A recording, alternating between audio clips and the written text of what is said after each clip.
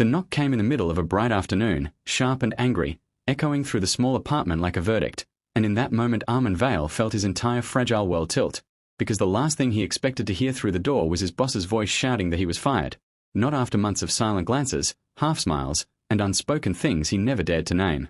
Before we go any further, pause with me for just a second.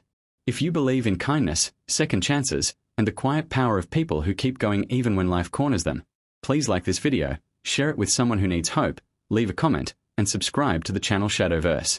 Your support keeps stories like this alive. Armin had learned to live in survival mode.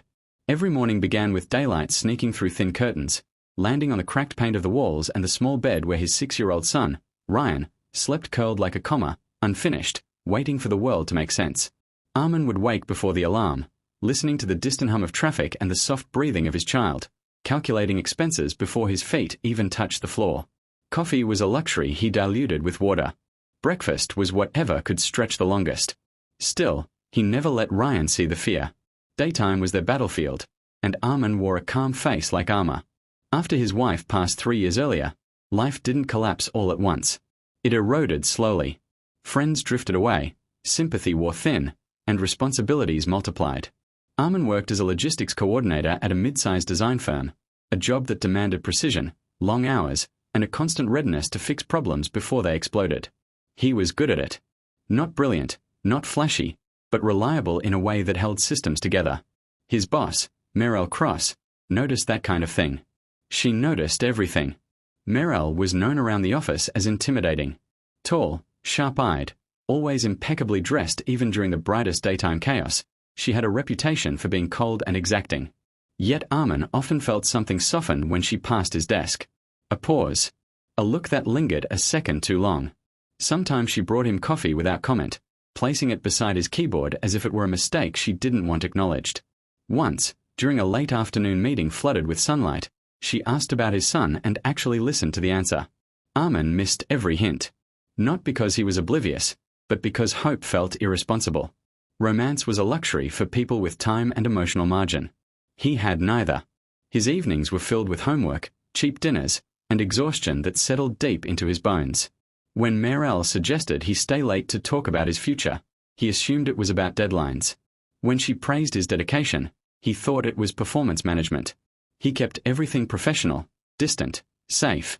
Life outside the office grew heavier. Ryan started having nightmares, waking up crying in the middle of sunny afternoons after falling asleep on the couch. School fees loomed. The refrigerator made a strange noise that Armin pretended not to hear. Still, he showed up every day, walking into work with sunlight on his face and weight on his chest, believing that as long as he didn't stumble, things might hold. The day everything cracked open was deceptively ordinary. The sky was clear. The city buzzed. Armin left work early because Ryan had a school event, one of those moments that mattered more than spreadsheets. Merel noticed him packing up. She watched him hesitate, then go anyway. Something hardened behind her eyes. That afternoon knock came hours later, when daylight still poured through the windows. Armin opened the door expecting a neighbor. Instead, there stood Merel, hair undone by emotion, eyes blazing with something far more dangerous than anger. She said the words that shattered him, not as a calm HR sentence but as a cry, telling him he was fired, telling him he had ignored everything, telling him she was tired of being invisible. The neighbors heard. Ryan heard. Armin stood frozen as shame and confusion tangled in his throat. Fired meant no income, no safety net, no margin for mistakes. Fired meant failure. He didn't argue. He couldn't. When she stormed away, the hallway still bright with afternoon sun, Armin closed the door and slid down against it, breathing like he'd been punched. The days that followed were brutal. Daytime lost its warmth. It became a countdown. Armin sent resumes, swallowed pride, and accepted rejection with practiced silence. He sold his old watch. He skipped meals. Ryan sensed the change and tried to be good in ways that broke Armin's heart. Sometimes Armin stood at the window in full daylight, watching people live lives that seemed untouched by fear, wondering how he had misunderstood everything so badly. Merel disappeared too. No calls. No emails. Just absence. Rumors floated through mutual contacts about her taking leave, about stress, about regret. Armin didn't chase explanations. He couldn't afford emotional detours. Survival narrowed his vision again. Then, weeks later, Another daytime knock came. Softer this time. Careful. Armin opened the door and saw Meryl standing there, not as a boss, not as a storm, but as a person who looked like she hadn't slept. She didn't shout. She didn't accuse. She brought groceries. She brought paperwork. She had pulled strings, corrected a mistake she made in anger, and reinstated him with a raise through a partner firm that valued his skills. She didn't ask forgiveness outright. She offered accountability. Armin listened. For the first time, he saw her not as power but as vulnerability wrapped in control. She spoke about loneliness, about misreading silence as rejection, about how she had waited for him to see her while he waited for life to stop demanding things. They were two exhausted people standing in the same daylight, finally understanding the same language. Healing wasn't instant. Trust took time. But the days grew gentler. Armin returned to work under new leadership.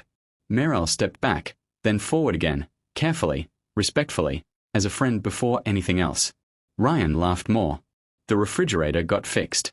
Sunlight returned to meaning. Months later, on a quiet afternoon, Armin realized something had shifted. Not because life became easy, but because it felt shared. He learned that missing hints wasn't failure, just fear wearing logic's clothes. He learned that second chances require humility on both sides.